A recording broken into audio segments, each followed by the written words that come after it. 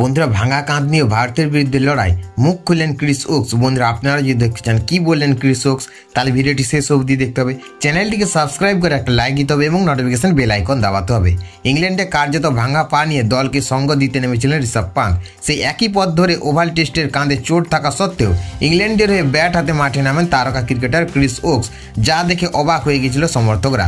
উঠে দাঁড়িয়ে ইংলিশ তারকাকে স্বাগত জানান তারা। বন্ধুরা সেই আসরে শূন্য নিয়ে ফিরতে হলেও ওকসের দলের দায়বদ্ধতা ও সাহসিকতাকে প্রশংসা ছুঁড়ে দিয়েছেন অনেকেই।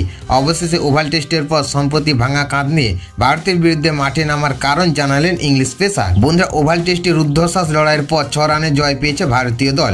ভারতের কাছে পরাস্ত হওয়ার পর অবশেষে দ্য গার্ডিয়ানকে দেওয়া এক সাক্ষাৎকারে মুখ খুললেন তিনি। সংবাদ মাধ্যমের মুখোমুখি ওকস বলেন, আমি সেদিন কোডিন খেয়েছিলাম, প্রচণ্ড যন্ত্রণা হচ্ছিল, হাতে ব্যান্ডেজ থাকা সত্ত্বেও ঠিকভাবে দৌড়ানোর চেষ্টা করছিলাম, তবে চোট নিয়ে যথেষ্ট চিন্তিত ছিলাম। এক সময় হেলমেট খুলে ফেলি, কিন্তু যন্ত্রণার মধ্যে মাঠে নেমে দলকে জেতাতে পারেনি, যা আমাকে খুব হতাশ করেছে। বন্ধুরা তিনি আরও বলেন, সেদিন আমার এক মুহূর্তের জন্য মনে হয়নি যে মাঠে না নামলেই ভালো, এমনকি 100 রানের প্রয়োজন হলেও আমি তাও মাঠে নামতাম। দর্শকরা যে ভালোবাসা দেখিয়েছে তাতে আমি খুব খুশি।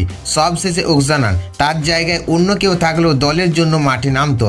সব মিলিয়ে ওকস প্রমাণ করে দিয়েছেন চোট যন্ত্রণার আগে দলের মর্যাদা। বন্ধুরা দলের প্রতি দায়বদ্ধতায় তাকে কাঁধে চোট নিয়ে ওভালে ব্যাট হাতে নামতে প্রেরণা দিয়েছে।